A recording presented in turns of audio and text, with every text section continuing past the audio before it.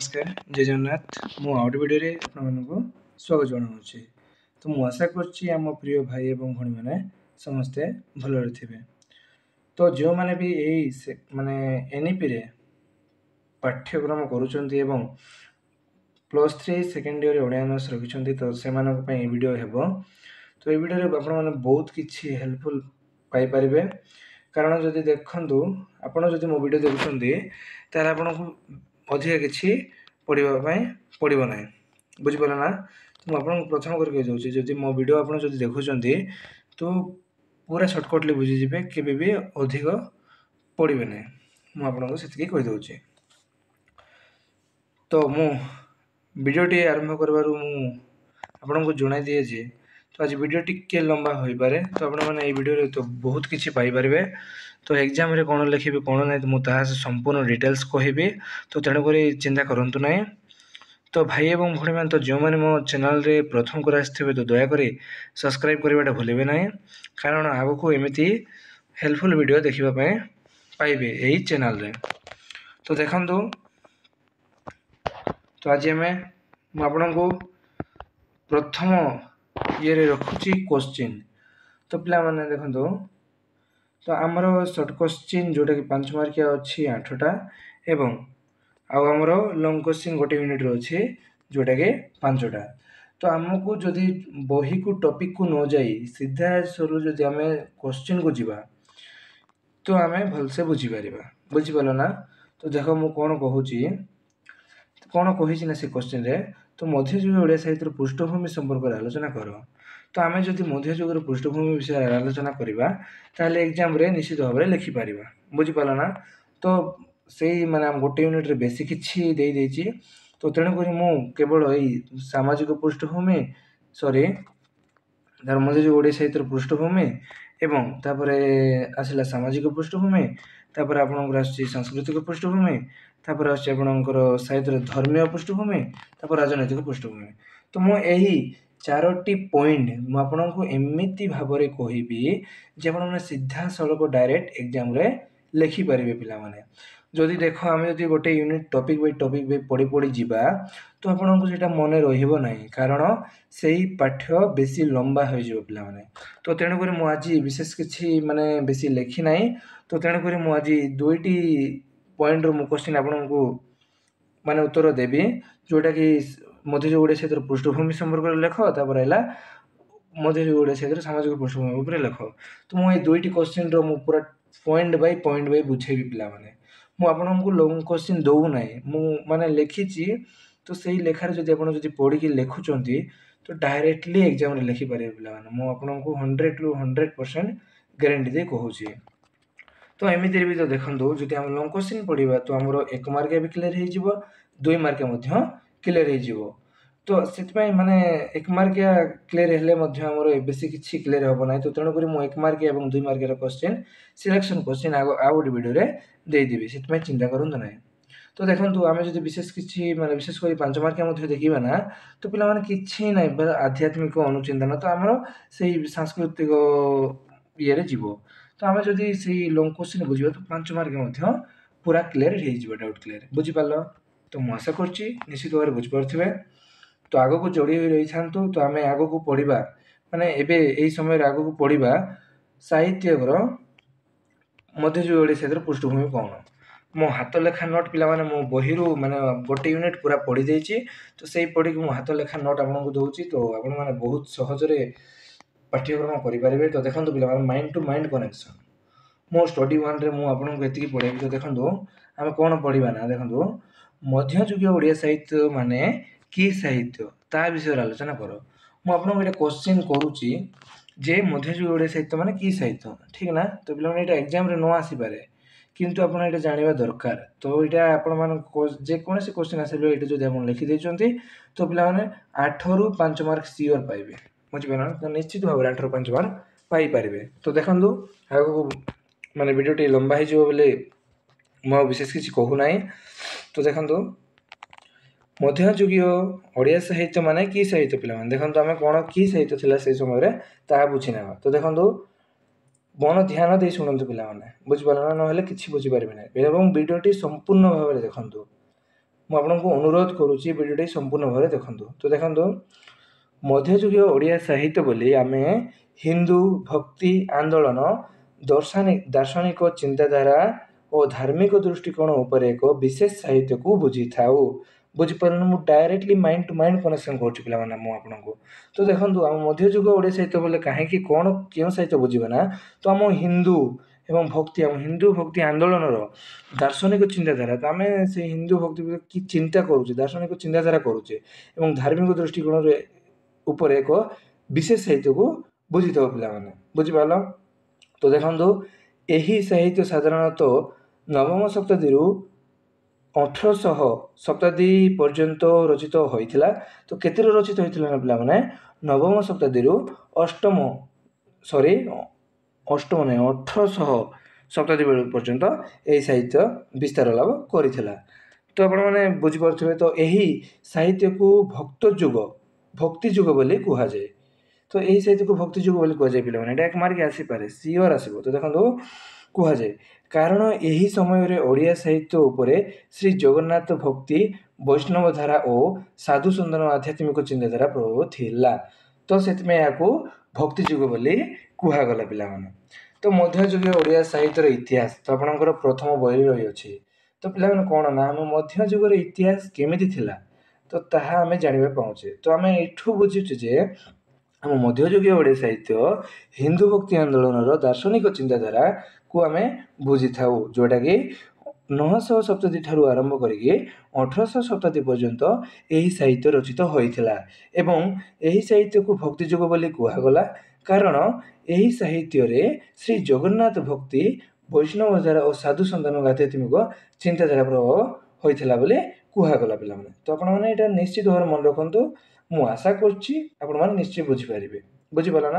तो जदि न बुझीपार तो मत कमेंट करूँ मु आउ थे आपको बुझाई चेष्टा करी। तो देखो पे कौन जाना तो मध्ययुग साहित्यर विशेषता कौन पे तो आमको जाना बहुत बहुत इंपोर्टेंट। तो देखो आम पॉइंट बाय पॉइंट मुझे लिखी तो तेणुक ये भी आप नोट कर रखु तो आगे को एग्जाम लिखे। तो देखो धार्मिक और आध्यात्मिक भावना भित्तिक साहित्य तो यही साहित्य होउची एक धर्म भित्तिक एवं गोटे आध्यात्मिक भित्तिक साहित्य बुझीपार ना बुझीपारे निश्चित भाव। तो देखो लोकभाषा रचित सरल भाषा रचित यही साहित्य माने यही आम मध्ययुग ओडिया साहित्य लोक भाषा रचित होता है सरल भाषा जोटा कि लोक बुझीपारती। तो सही भाषा यही साहित्य लिखित बा रचित होता है पे बुझीपार। तो देखो पॉइंट तो श्री जगन्नाथ कृष्ण राम और अन्य देवदेवी को केन्द्र करी गाथा और भजन रचना करा जाए। तो यही साहित्य आम भजन रचना आम देखा पाचे। तो क्यों क्यों भजन देखा ना तो जगन्नाथ भजन कृष्ण और राम अन्य किसी भजन यही साहित्य देखा पाचे पे। तो आग को देखो तो जनसाधारण नीति और धर्मर शिक्षा देवा उद्देश्य लेखा जाए यही साहित्य माने आम धर्मर केमिति उन्नति हे केमिति आम धर्म माने चिरकाल हो रही। तो यही साहित्य ताहा लेखा जाए पे बुझीपार। तो आपण मैंने पॉइंट मन रखु तो आगामी समय एग्जाम देखा पाइबे। तो देखो आम कौन जाना ना मुख्य साहित्यर साहित्यक माने देखो मुख्य साहित्यक यही समय किए थे। तो देखो सारला दास महाभारत रचना महाभारत अनुवाद करते पे। देखो महाभारत अनुवाद तो विविध पुराण गाथा रचना करते। तो किए सारला दास महाभारत रचना करते पे मन रखु। मु आशा कर मन रखिए आप। तो आउ थे मुझे आपको तो सारला दास जी महाभारत लिखिले जे से यही साहित्य यही मध्ययुग ओडिया साहित्य बेलू से महाभारत लिखिले। तो आगक देखो तो वीडियोटी बेसी लंबा करवा ना। तो देखो तो पंचसखा कवि तो पंचसखा कवि मैंने किए थे नोट कर रखु। तो देखो बलराम दास तापर अच्युतानंद दास पे मो दास लिखा भूल जाए। तो किंतु शुणु मु प्रथम कहे तो देखो बलराम दास तापर आसला जगन्नाथ दास पे। तो अच्युतानंद न लिखे फास्ट लिखे बलराम दास तापर लिखे जगन्नाथ दास तापर लिखे अच्युतानंद दास तापर आप लिखे जशवंत दास तापर लिखे शिशुअनंत दास। तो आपण मैंने यही 5 जन व्यक्ति जे कि पंचसखा कवि भाव परिचित थिले। तो यही 5 जन ना के भूलिबे ना। तो आगू देखो तो यही 5 जन साहित्यक रचना करते। तो क्यों साहित्य रचना करते ना मध्ययुगीय ओडिया साहित्य रचना यही 5 जन कवि विशेष करते। तो देखो उपेन्द्र भंज तो उपेन्द्र भंज कौन जाना ना श्रृंगार रस तो आगक आम रस विषय पढ़ा पाने तो श्रृंगार रस कौन नवरस तो नवरस आप जानते तो आगक आम गोटे भिडियो करवा तो चिंता करूँ ना तो देखो श्रृंगार रस तापर राजस्थली आधारित कविता रचना करते तो किए रचना करते ना उपेन्द्र भंज श्रृंगार रस रचना करते पे यहाँ भी मन रखु यहाँ एक मार्क आसीपे आसीपे पे तो देखो दीनकृष्ण दास जी कि साहित्यक तो जे जनक देवी संप्रत काव्य रचना करते आसला विमल दास जी कि भक्त और वैष्णव साहित्य रचना करते पे तो आगक देखो तार सबू कार्य उपसंहार थाए पे तो यहाँ भी आपको उपसंहार दूसरी तो यहाँ भी आप नोट कर रखु तो देखो उपसंहार कौन लिखे तो लिखे ना कौन मध्ययुगीय ओडिया साहित्य एक आध्यात्मिक और धार्मिक भक्तिमय साहित्य थिला बुझीपार तो मध्ययुगीय ओडिया साहित्य एक धर्मभित्तिक और धार्मिक भक्तिमय साहित्य थिला पिलामाने जहाँ ओडिया साहित्यर उन्नति रे दीर्घ समय धरी अमूल्य अवदान होइछि तो यह ओडिया भाषा एवं संस्कृत एवं ओडिया अस्मिता एवं धार्मिकतार एक उज्जवलमय भाव में विस्तार लाभ करथिला बोली कहले अत्युक्ति हेबो नाही पिलामाने बुझीपाल ना कहले एटा भूल हेबो नाही पिलामाने ठीक ठीक भाव तो कौन बुझिला ना आम आम मध्ययुगीय ओडिया साहित्य रे धर्म एवं भक्तिमय साहित्य लिखा जाउथिला जहाँकि आम उन्नति दीर्घ समय धरिकी अमूल्य अनुवाद होइछि यही साहित्य अनुवाद अमूल्य भाव में होइछि पिलामाने जहाँकि संस्कृत एवं ओडिया अस्मिता को एवं कौन ना संस्कृत एवं ओडिया अस्मिता को बंचाई रखिछि पिलामाने यही साहित्य बुझीपाल निश्चित भाव में बुझीपे तो आम कहले अत्युक्त हेब ना तो पूरा पूरी लास्ट उपसंहार टे लिखिदेवे तो मुझे आउ लंग क्वेश्चन देवी से चिंता करूँ ना खाली मुझे आज टॉपिक कॉन्सेप्ट क्लियर कराऊँगी तो तेणुक चिंता करूँ ना तो आम स्टडी 2 रे कौन जाना देखो तो वीडियो लंबा हो किंतु आम स्टडी 2 रे टिके जानी ना पे तो देखो स्टडी 2 जोटा कि देखा मध्ययुगीय ओडिया साहित्यर पृष्ठभूमि तो मुझे कही तो आम पृष्ठभूमि विषय आम माने विशेष मुख्य देवा दरकार माने अधिक माने प्रमाण देवा दरकार तो आपको बेसी मुख्य भाव में देवा दरकार पे बुझीपार ना मुख्य गुरुत्व देवा दरकार ठीक तो देखो तो आमको क्वेश्चन कर पृष्ठभूमि कौन विषय तो आम पृष्ठभूमि लिखा तो सांस्कृतिक संस्कृति कहीं पढ़ा ए तो तेणुक मुझे पॉइंट बाय पॉइंट बुझाई चेष्टा करुच्ची तो देखो तो मध्ययुगीय ओडिया साहित्य अनुमानित करा जाए जे नवम शताब्दी ठारू 1800 शताब्दी पर्यंत यही साहित्यर समय सीमा मुझे कही तो ये आम मध्ययुगीय ओडिया साहित्य केबे ना 900 शताब्दी ठारू 1800 शताब्दी पर्यंत यार समय सीमा एवं यही साहित्य एक गभीर धार्मिक सांस्कृतिक और सामाजिक परिवेश रे पुष्टि लाभ पाइथिला बुझिपार धार्मिक सांस्कृतिक और सामाजिक क्षेत्र में यही साहित्य एक दृष्टि लाभ करिथिला तो यही साहित्यर पछरे जो पृष्ठभूमि कार्य करिथिला सेगुड़िक निम्न विश्लेषण करा जाई पारे तो देखिबा आमे कोन से विश्लेषण करा जाई करिसंती तो आमे नेक्स्ट पेज रे देखिबा तो देखंतु तो धार्मिक प्रभाव प्रथम पॉइंट आपनकर आछि कोरे धार्मिक प्रभाव यही मध्ययुगीय ओडिया साहित्य पृष्ठभूमि रे तार धार्मिक प्रभाव किपरि थिला ता एबे जानि नेबा तो देखंतु मध्ययुगीय ओडिया साहित्य उपरे भक्ति आंदोलन गभीर प्रभाव थिला हाँ ठीक ना भक्ति आंदोलन गभीर प्रभाव थिला पिलाने तो श्री चैतन्य और पंचसखा बलराम दास अच्युतानंद दास जगन्नाथ दास जशवंत दास एवं शिशुआनंद दास भक्ति भावना को केंद्र करी श्री जगन्नाथ उपरे अनेक गाथा और ग्रंथ रचना करथिले तो यही आम साहित्य को भक्ति साहित्य मध्य कहले अत्युक्त हेब ना पिलाने तो धार्मिक जोटा कि आम जगन्नाथ दास आम धर्म कौन था विषय लिखा जाइए तो ये 5 जन माने पंचसखा नाम मन रखु यहाँ सर्ट क्वेश्चन आसीपे और लंग क्वेश्चन आसीपे जदि कौटी भी टिके भी डाउट अच्छी ना पे मत कमेंट करूँ मु आगामी वीडियो आउट वीडियो आपको रिप्लाई देवी तो देखो भाषार विकास आम ओडिया भाषार विकास केमी होता है जानी ना तो देखो यही समय माने यही मध्ययुगीय ओडिया साहित्य समय ओडिया भाषा लोक मध्य एक लेखन और पाठ भाषा रूपे विकसित होता केते गर्वर कथा ना पिला देखो आम ओडिया भाषा यही समय केते सुंदर भाव में लिखाई पिला आम यही साहित्य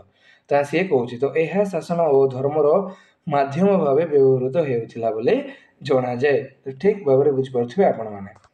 ବୁଝିପାରିଲେ? ତ ଦେଖନ୍ତୁ ଆମେ ଆଉ ଗୋଟେ ଗ ନମ୍ବର ପଏଣ୍ଟରେ ଦେଖିବା ସାମାଜିକ ଓ ରାଜନୈତିକ ପରିବେଶ କ'ଣ।